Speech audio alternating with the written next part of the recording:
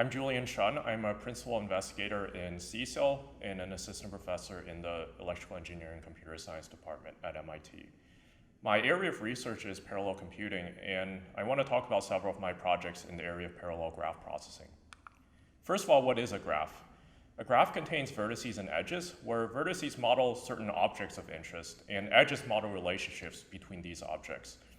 For example, you can use a graph to model a social network, where the vertices are people, and edges between vertices means that there's some relationship between the two people. There are many other applications of graphs. For example, they can be used to model transactions in financial networks. They can be used to represent distances between locations in transportation networks. They're also used in biology, neuroscience, and many other areas. And oftentimes there are many interesting questions that you might want to ask on these graphs. For example, you might be interested in finding a good cluster in a social network, or you might be interested in detecting fraudulent transactions in a financial network, or you might be interested in finding the shortest path from one location to another in a transportation network. And these are all questions that graph algorithms can answer. Today, graphs are becoming very large. They can contain up to billions or even trillions of vertices and edges, and therefore it's important to have high-performance parallel graph algorithms if we want to analyze these large graphs in a timely fashion. However, parallel graph algorithms are often very hard to implement, and therefore it's also important to come up with high-level programming frameworks that enable data scientists to more easily write their own parallel graph algorithms. And my research aims to design new parallel graph algorithms for fundamental problems on graphs, as well as design new programming frameworks to make it easier for others to write their own parallel graph programs. One of the main themes of my research is to look at both the practical aspects as well as the theoretical aspects of the solutions that I design.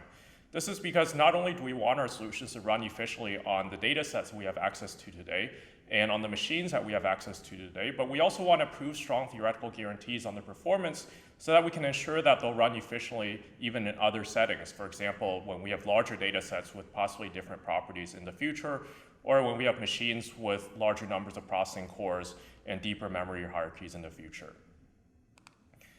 Recently, we developed the Graph-Based Benchmark Suite, which is a collection of theoretically efficient and practical algorithms for over a dozen fundamental graph problems. And we were able to show that these algorithms can achieve both theoretical efficiency as well as practicality at the same time. We're also able to scale our algorithms to the largest publicly available graph, which is the Common Crawl graph with over 3.5 billion vertices and over 128 billion edges. We compared to the fastest existing solutions that reported results for the Common Crawl graph and found that our running times were faster. So here I'm showing the running times for two of the algorithms that we designed, K-core decomposition and connected components. And we can see that compared to existing solutions, our running times are better.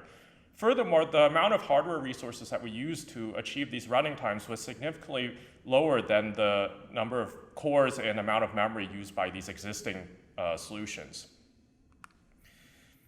I've also developed a framework for doing streaming graph processing. So streaming graph processing is important because many graphs are changing rapidly in real time, and we want to be able to run computations on these graphs while they're being updated at the same time.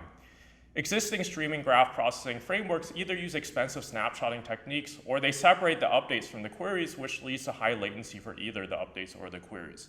And to solve this problem, we designed the Aspen framework, which is a low latency streaming graph framework that can support updates and queries to the graph simultaneously. The key idea behind Aspen is a parallel compressed graph data structure based on persistent trees, which enables us to create lightweight and immutable snapshots of the graph efficiently. And queries can then run on their individual snapshots, and they don't have to worry about the graph being updated because the version of the graph that they're seeing is static. In Aspen, our graph is represented as a tree of trees, where we have a tree over the vertex identifiers, and each vertex has a tree representing its associated edges. And if we use persistent trees to represent our tree of trees, then this enables us to do updates efficiently via path copying. And in particular, when we update the graph, we only have to update the path in the tree that actually changed, and then the rest of the graph can be used by storing pointers into it. And also, each update will create a new root that is one of the snapshots that queries can use. And queries can always acquire the latest version of the graph by acquiring the root corresponding to the most recent update that happened in the graph. I also want to talk about the Graphit domain-specific language for graph processing that I've developed. Graphit contains an algorithm language to enable the program to specify the logic of a graph algorithm, as well as a scheduling language to allow the program to specify different combinations of optimizations to the algorithm. The algorithm language contains primitives for representing subsets of vertices or subsets of edges in the graph, as well as operators to apply computations over these subsets of vertices and edges. The scheduling language contains different optimizations that have been proposed in the literature for graph processing, including different traversal schemes, different parallelization schemes, data structure representations, different locality optimizations, as well as kernel fusion. So Graphit contains a compiler that can generate efficient low-level code from the high-level algorithm and scheduling specification. And because we separated the algorithm language from the scheduling language, this enables an easy exploration of a large optimization space just by tweaking some parameters in the scheduling specification, and the algorithm specification doesn't need to be modified at all. Graphit also has an auto-tuner that can automate the exploration of this large optimization space without requiring any manual tuning from the programmer. We compare the performance of Graphit to state-of-the-art graph processing frameworks on different data sets as well as different graph algorithms. And here I'm showing the slowdowns relative to the fastest implementation for each algorithm and data set combination. So a value of 1 means that it was the fastest and a lower number is better. We can see that Graphit is able to achieve the best performance in most of these cases, and it's up to a factor of 4.8 times faster than the next fastest graph processing framework. And this is because Graphit is able to explore orders of magnitude more schedules than the existing graph processing frameworks. Further, by using a compiler-based approach, Graphit is able to easily apply global optimizations such as data structure transformation and kernel fusion, whereas these optimizations would require much more effort in existing graph processing frameworks. So here are some links to open source software and publications describing the graph projects.